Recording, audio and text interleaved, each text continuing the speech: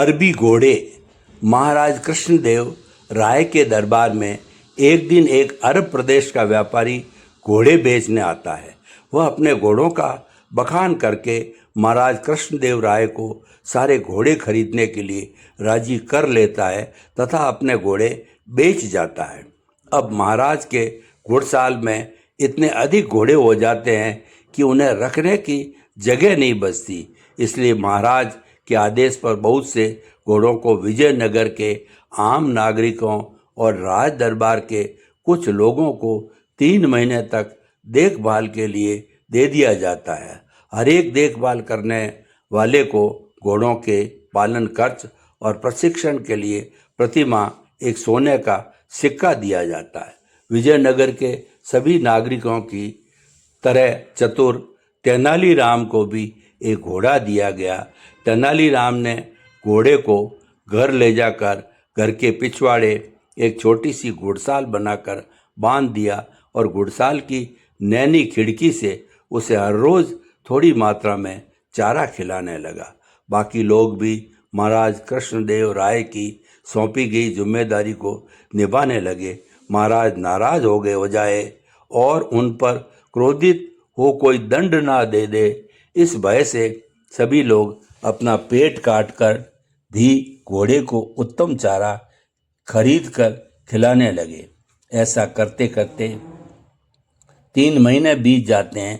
तय दिन सारे नागरिक घोड़ों को लेकर महाराज कृष्णदेव राय के समक्ष इकट्ठे हो जाते हैं, पर तेनालीराम खाली हाथ आते हैं। राजगुरु तेनालीराम के घोड़ा न लाने की वजह पूछते हैं।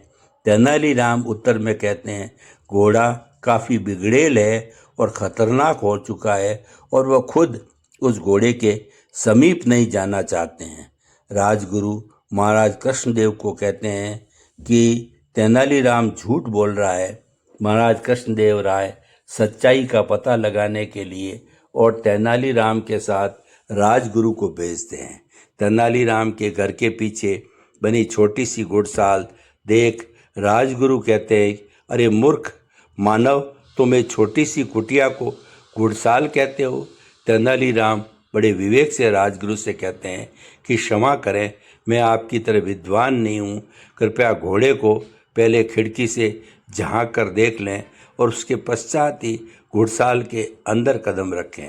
राजगुरु जैसे ही खिड़की से अंदर झांकते हैं, घोड़ा लपक कर उनकी दाढ़ी पकड़ लेता है।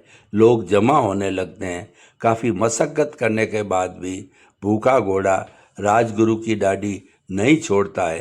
अंततः कुटिया तोड़कर तेज हथियार से राजगुरु की दाढ़ी काटकर उन्हें घोड़े के चंगुल से छुड़ाया जाता है। परेशान राजगुरु और चतुर तेनालीराम भूखे घोड़े को लेकर राजा के पास पहुंचते हैं। घोड़े की दुबली पतली हालत देखकर महाराज कृष्णदेव राय ने तेनालीराम से कहा, इसका कारण पूछते हैं। तेनालीराम कहते हैं कि मैं घोड़े को प्रतिदिन थोड़ा सा चारा ही देता था। जिस तरह आपकी गरीब प्रजा थोड़ा भोजन करके गुजारा करती है और आवश्यकता से कम सुविधा मिलने कारण घोड़ा और व्यथित और बिगड़ेल होता गया, ठीक वैसे ही जैसे कि आपकी प्रजा परिवार पालन की जिम्मेदारी के अतिरिक्त घोड़ों को संभालने के बोझ से त्रस्त हुई। राजा का कर्तव्य प्रजा की रक्षा करना होता है, उन पर अधिक बोझ डालना नहीं।